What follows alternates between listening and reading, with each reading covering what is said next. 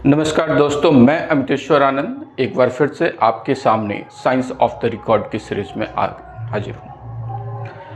आज हमारा जो थीम है, आप बैकग्राउंड में जो कुछ म्यूज़िक सुन रहे हैं, यह बिहार की एक लोकल थीम है और उसी थीम पे आज हमारा आधारित है साइंस ऑफ द रिकॉर्ड्स। आज सबसे पहले आप सभी को सतुवानी और बैसाखी की हार्दिक शुभकामनाएं। आज हमारा थीम सतुवानी के ऊपर है। सतुवानी एक ऐसा पर्व है जहां परंपराएं विज्ञान से मिलती है, जहां खान पान विज्ञान से मिलती है। इस सीरीज को शुरू करने के पहले हम कुछ चीज़ें आपसे पूछना चाहते हैं। क्या आपको लगता है कि एक साधारण देसी पेय आपके बॉडी को ठंडा रख सकता है, मसल्स बना सकता है, शुगर कंट्रोल कर सकता है? तो इसका उत्तर है जी हाँ। हम आज बात करेंगे सत्तू की, जहां परंपराएं मिलती है विज्ञान से। इस वीडियो में हम जानेंगे कि कैसे सत्तू एक पारंपरिक पेय होते हुए भी आधुनिक विज्ञान के सभी मानकों पर खरा उतरता है। तो चलिए हम शुरू करते हैं आज के अपने टॉपिक सत्तू के विज्ञान, जहां परंपराएं करते हैं सत्तू का विज्ञान, आज के science of the record series को। हम बात कर रहे हैं सत्तू की एक पारंपरिक सुपरफूड का विज्ञान। उस सुपरफूड की विज्ञान की बात करें, यह मुख्यतः बिहार का एक मुख्य भोजन है। जहां हम बात करें बिहार की लोक संस्कृति, आधुनिक विज्ञान का संगम है हमारा बिहार, जहां परंपरा, पोषण और स्थिरता बिहार ने विज्ञान को दिया, हमारे चीज़ों को दिया। हम बात करें सतुवानी पर्व की, जो कि सत्तू को मुख्य आधार मानकर मनाया जाता है। सतुवानी पर्व में हम सत्तू के व्यंजन को यूज करते हैं। अलग अलग जगह पे अलग अलग तरीके से हम सत्तू का यूज करते हैं। अगर हम बात करें, अगर बिहार को बांटने की बात करें, तो जो कुछ रेंज या कुछ क्षेत्र की बात करें, तो कुछ क्षेत्र है मगध, वैशाली, कोसी, मिथिलांचल। कहीं हम सत्तू को नमक के साथ खाते हैं तो कहीं गुड़ के साथ खाते हैं, लेकिन इसका सेवन हम आज के दिन किसी न किसी रूप में जरूर करते हैं। इसके साथ ही हम अगर बात करें तो आम, गर्मियों का मौसम आ रहा है, आम की भी फल आना शुरू हो गई है। तो आज के दिन से ही एक परंपरा है कि हम आम के भी छोटे फल, जिसके हम टिकोला कहते हैं, का भी सेवन करते हैं। उसके अचार, उसकी चटनी का भी शुरुआत आज से करते हैं। चलिए हम बात करें सत्तू की संरचना की। तो सत्तू के संरचना की बात करें तो सत्तू क्या है, पहले इसे हम समझने की कोशिश करते हैं। तो सत्तू एक भुना हुआ चना है, जिसे हम पहले चना को हम भूंजते हैं बिना किसी तेल मसाला के। सूखे कढ़ाई में हम भूंजते हैं और भूंजने के बाद उसके छिलके को अलग करके हम पीसते हैं और उस पीसे हुए चीज़ को आटा के रूप में हम लोग यूज करते हैं। यह एक ऐसा पदार्थ है जिसे हम कच्चा तो सेवन कर ही सकते हैं, इसके अलावा हम इसकी लिट्टी, इसे रोटी में भर के या अन्य चीज़ों के रूप में भी यूज करते हैं। इस जो सत्तू है उसे हम भूनकर और पीसकर बनाया जाता है। इस प्रक्रिया में जो मेरा पोषक तत्व है वो अत्यंत संकेंद्रित हो जाते हैं और हमारा जो पोषक तत्व है वो एज इट इज इसमें बना रहता है। हम इसके अगर कंपोजिशन, अगर आपकी बात करें तो हम इसके कंपोजिशंस की बात करें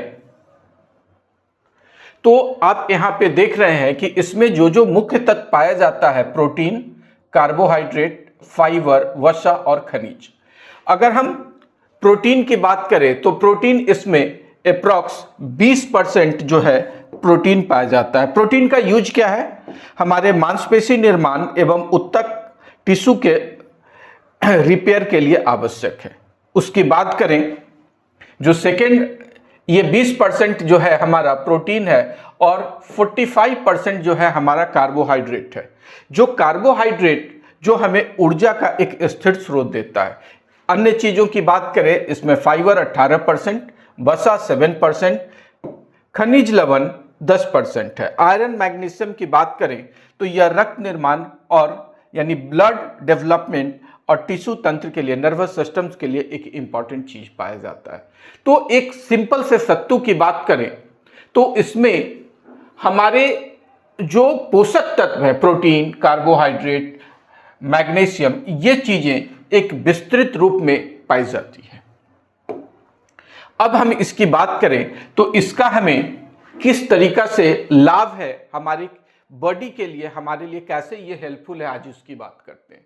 पहला जो आप देख रहे हैं यह मधुमेह रोगियों, मधुमेह मतलब डायबिटीज रोगियों के लिए एक बहुत ही अत्यंत लाभकारी चीज है।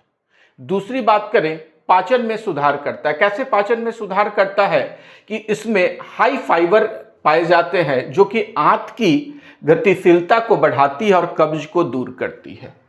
प्रोटीन हमने देखा कि 20% के लगभग इसमें प्रोटीन पाया जाता है। ये पादप आधारित प्रोटीन से मांसपेशियों का निर्माण एवं पूर्ण निर्माण होता है।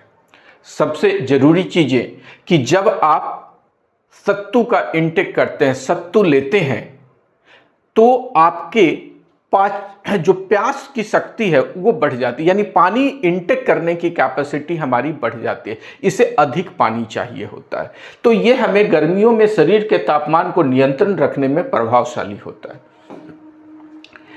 हम बात करें कि गर्मी में ही सत्तू क्यों, गर्मी में सत्तू हम ज्यादा यूज करते हैं। सत्तू का पाचन एक एंडोथर्मिक प्रक्रिया है। यह शरीर की ऊष्मा अवशोषित होती है जिससे आंतरिक तापमान घटता है। जल संतुलन, सत्तू सर्वत शरीर में तरल पदार्थ की आपूर्ति करता है। इलेक्ट्रोलाइसिस की बात करें तो नमक और नींबू के साथ सोडियम पोटेशियम संतुलन बना रहता है। हम अगर बात करें कि सत्तू को हम शरबत के रूप में, नमक के नींबू के रूप में ले रहे हैं, तो जरा याद करने की कोशिश कीजिए कि गर्मियों के दिन में जब आपकी तबीयत खराब होती है तो डॉक्टर कहता है कि नींबू पानी का शरबत लीजिए। आप मार्केट में जो मेडिसिन के रूप में उपलब्ध हैं ORS के घोल्स, हम उसको प्रेफर करते हैं। अगर हम अपने देसी नेचुरल चीज़ों के सत्तू के रूप में यूज करते हैं तो ये हमें इलेक्ट्रोलाइसिस के रूप में हेल्प करता है। एंडोथर्मिक की बात करें, प्राकृतिक संतुलन तंत्र को स्थापित करता है। अब हम आज कंपेयर करें कि फंक्शनल फूड के रूप में सत्तू कैसे है। हम यहाँ पर इस चार्ट की बात करें तो हमारा 2 चार्ट है, एक कृत्रिम एंड प्राकृतिक। आज कुछ ज्यादा ही शुद्ध हिंदी हो रही है। कृत्रिम मतलब आर्टिफिशियल, प्राकृतिक नेचुरल। अगर हम आर्टिफिशियल्स की बात करें तो पहला महंगा है, लाइक प्रोटीन पाउडर की बात करें। दूसरा, उसमें केमिकल्स मिले होते हैं। अगर हम एनर्जी ड्रिंक की बात करें, जैसा मैंने आपसे कहा कि हम ORS की बात कर रहे हैं, हम कोल्ड ड्रिंक की बातें कर रहे हैं, तो उसमें क्या है, कृत्रिम रंग है, शर्करा यानी कि ग्लूकोज यानी कि शुगर्स मिले हुए हैं, और वो अल्पकालिक ऊर्जा हमें प्रदान करता है। अगर हम सत्तू की बात करें तो सत्तू प्राकृतिक रूप में है, सस्ता है और उच्च पोषण हमें देता है, और ये दीर्घकालिक ऊर्जा के रूप में हमें कंटिन्यूअस एनर्जी की भी देता है। और न सिर्फ हमें ऊर्जा देता है, हमने देखा कि इसमें खनिज, लवण, मैग्नीशियम्स, बहुत सारी चीजें पाई जाती हैं। अगर हम बात करें कृषि और पर्यावरण में कैसे स्थिरता की बात करता है, तो इसके लिए कम जल की आवश्यकता होती है।